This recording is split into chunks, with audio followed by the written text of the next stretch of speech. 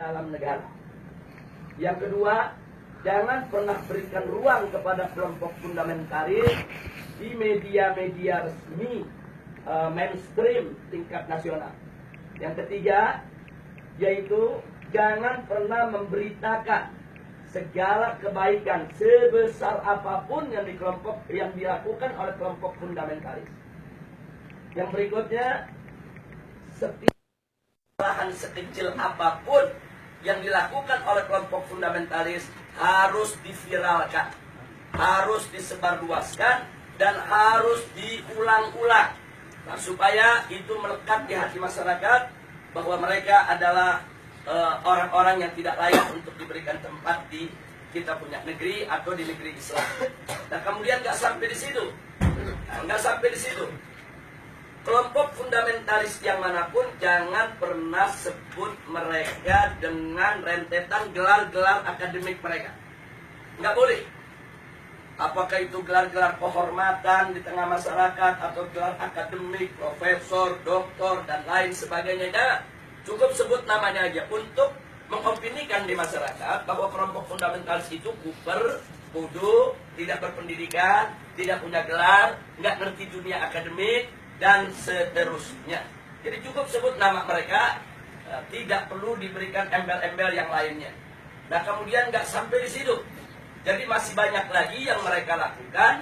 Apa yang kita alami saat ini di kita punya negeri. Nah, bagaimana para habaib, para ulama kita, bagaimana tokoh-tokoh kita di Majelis Ulama Indonesia, yaitu mereka kecilkan, mereka lecehkan, mereka hina-hina, bahkan mereka mencoba mencari kesalahan-kesalahan, bahkan kalau nggak ada kesalahan, kan buatlah fitnah-fitnah yang bisa diterima oleh masyarakat tentang mereka. Dan ini akan mereka lakukan terus. Jadi artinya bagaimana cara menghabisi kelompok fundamentalis? Satu, kecilkan mereka. Dua, jauhkan mereka dari masyarakat. Kemudian ketiga, yaitu didik daripada para tokohnya. Kalau bisa dirangkul, dirangkul. Kalau nggak bisa dirangkul, dipukul. Bisa dipeluk, nggak bisa dipeluk, digebuk. Nah, jadi ini yang mereka lakukan.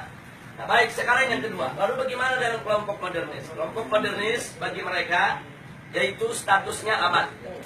Bagi mereka statusnya aman. Nah, aman, statusnya aman, sehingga perlu diberikan ruang. Diberikan ruang publik, diberikan ruang media, diberikan ruang dalam sistem pemerintahan, perlu didengar suaranya. Dan kalau ada dari mereka yaitu punya kesalahan, tutup itu kesalahan, jangan diviralkan. Kalau mereka melakukan kebaikan, sekecil apapun kebaikan, maka itu harus diviralkan dan harus disebarluaskan. Dan penyebutan nama mereka harus lengkap dengan segala macam rentetan gelarnya, gelar kehormatannya, dan seterusnya, dan seterusnya. Jadi posisi mereka dianggap aman. Nah, kemudian yang ketiga, kelompok liberalis. Kelompok ini mereka berikan status sangat aman. Nah, kenapa diberikan status sangat aman? Karena kelompok ini bukan hanya sekedar dianggap kawan, tapi sudah dianggap sebagai antek. Beda kawan dengan antek. Kalau modernis itu masih kawan barat, tapi kalau sudah liberalis itu antek barat. Nah, jadi mereka sudah tidak ada nilai kritis sama sekali. Nah, tapi justru kelompok ini yang mereka besarkan. Kelompok ini harus dibesarkan di seluruh negeri-negeri Islam. Jadi bagaimana caranya kelompok ini bisa berkembang? Berikan ruang, berikan finansial, berikan tempat, berikan kesempatan di media, di TV, di radio, di surat kabar, dan lain sebagainya.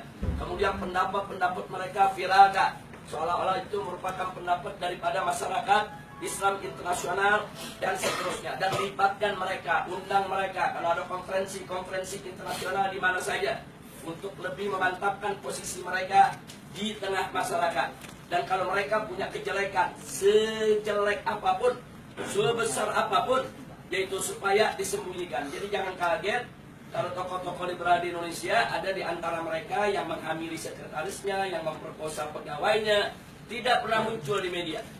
Jadi semua harus ditutup, tidak boleh. Tapi kalau mereka melakukan kebaikan sekecil apapun, maka kebaikan itu harus terus, yaitu dieksplorasi, untuk kemudian diviralkan, disebarluaskan ke mana-mana. Nah, ini maka itu disebut ini kelompok status sangat aman. Yang terakhir, yang tradisionalis, kelompok kelompok ini masih diberikan status waspada. Loh, kenapa dikatakan waspada? Sebab kelompok ini walaupun mereka bukan fundamentalis, tapi memiliki 3 ciri yang sama dengan fundamentalis. Sehingga kelompok ini harus diwaspadai. Kalau kelompok ini tidak dijaga, maka nanti kelompok ini setiap saat bisa berubah menjadi fundamentalis. Nah, maka itu usul mereka, kelompok yang keempat ini dijaga. Nah, maksudnya dijaga bagaimana? Satu, jangan kasih mereka berdekatan dengan kelompok fundamentalis. Sebab kalau kelompok tradisionalis dengan kelompok fundamentalis duduk bareng satu meja, satu kursi, mereka diskusi, maka kelompok tradisionalis berpotensi besar untuk berubah menjadi fundamentalis. Karena perbedaan mereka cuma sedikit, perbedaan definisi ta'rif ad-demokratiyah. Itu aja yang mereka berbeda. Tapi dalam soal dukungan terhadap tatbikus syariah, dukungan terhadap igamatul khilafah, dukungan terhadap sikap kritis terhadap barat, sama. Nggak ada beda antara fundamentalis dengan tradisionalis. Mereka hanya berbeda di dalam mendefinisikan demokrasi. Yang satu mendefinisikan ya demokrasi bertentangan dengan hukum Allah sehingga harus ditangkal sama sekali. Yang satu lagi melihat bahwa demokrasi itu hanya satu cara yang kalau dibawa ke dalam ajaran Islam dia bisa islami, kalau tidak, kalau dikeluarkan dari ajaran Islam dia bisa bertentangan dengan ajaran Islam. Hanya ini saja berbeda. Nah, kalau mereka duduk bareng diskusi, maka kelompok tradisionalis berpotensi besar berubah menjadi fundamentalis menurut mereka, menurut Rand Corporation. Maka itu fundamentalis dan tradisionalis tidak boleh bersentuhan, harus dijauhkan, bahkan harus diadu domba. Nah, ini yang terjadi di Indonesia saat ini. Bagaimana supaya dua kelompok ini diadu domba? Nah, kenapa ini yang harus diadu domba? Karena kelompok fundamentalis dan tradisionalis ini yang pengikutnya paling banyak. Kalau yang namanya modernis, kelompoknya tidak seberapa. Modernis dalam pengertian Rand Corporation. Apalagi liberalis. Mereka nggak seberapa. Mereka punya basis massa. Kita bicara basis massa akar rumput.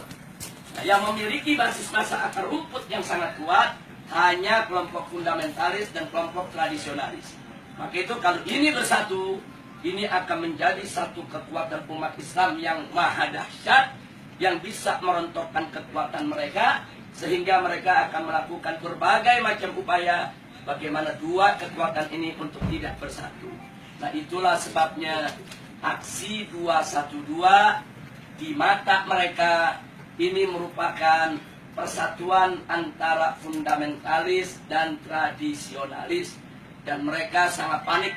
Mereka sangat kalap karena yang masuk dalam aksi 212 itu dari semua elemen umat Islam.